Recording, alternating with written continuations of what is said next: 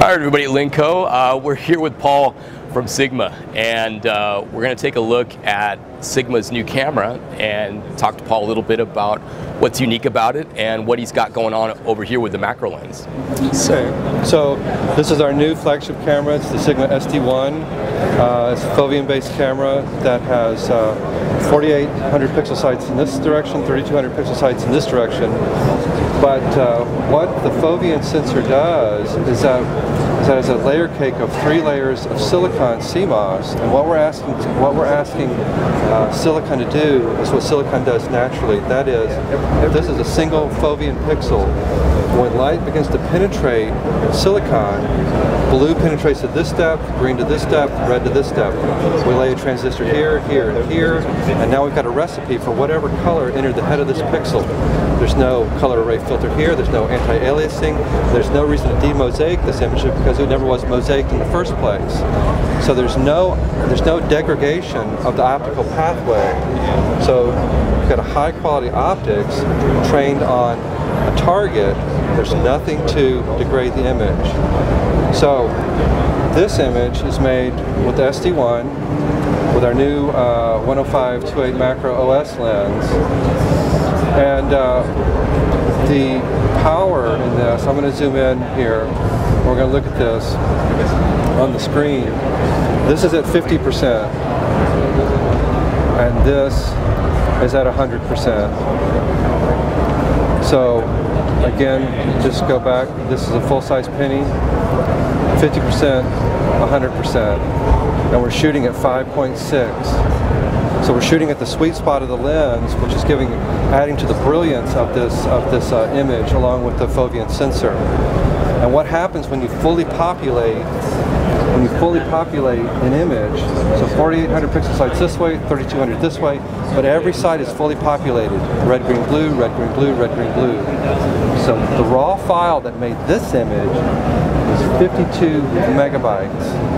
The extrapolated TIFF file, 16-bit TIFF file, is 86 megabytes. So you have rich image data from which to begin your editing.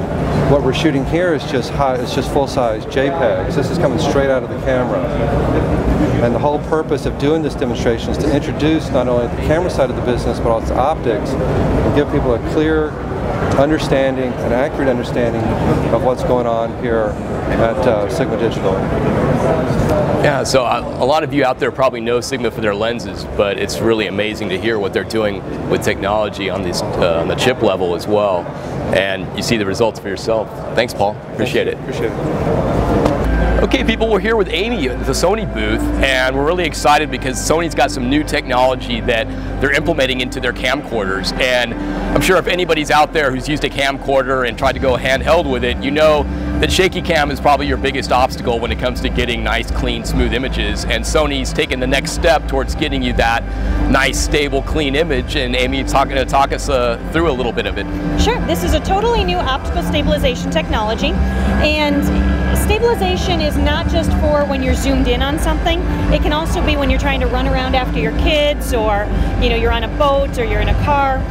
So what's special about this optical stabilization system that we're using is it's 13 times more effective than traditional stabilization.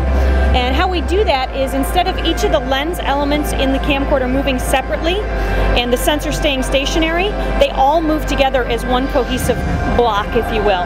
And this is a clear sample. We're not selling this. This is just so you can see exactly what's going on. But as I move the camera, you can see a little bit of the movement of the block on the inside here. Can you guys see that? And that's the camera stabilizing it out. So as I shake and as I move, the camera's correcting all of that. You can see movement. a little bit on the lens in the front. Yeah. It's amazing. So it's very, very sensitive.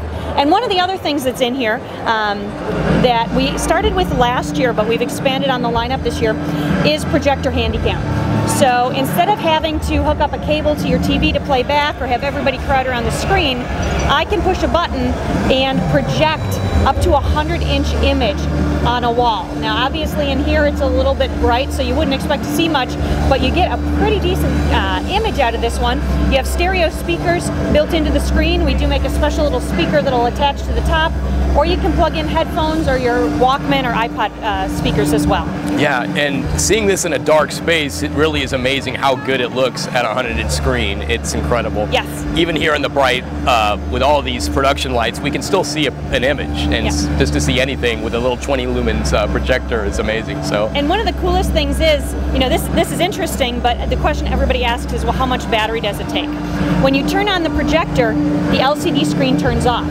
So the power that would normally be used to illuminate this screen illuminates the projector. So with the standard battery you get in the box, you get about 85 minutes of runtime using the projector. That's incredible. Yep. Wow. You can take it camping and go watch a movie or something. Camping, you know, classrooms, there's a variety of applications for it, or just even at home.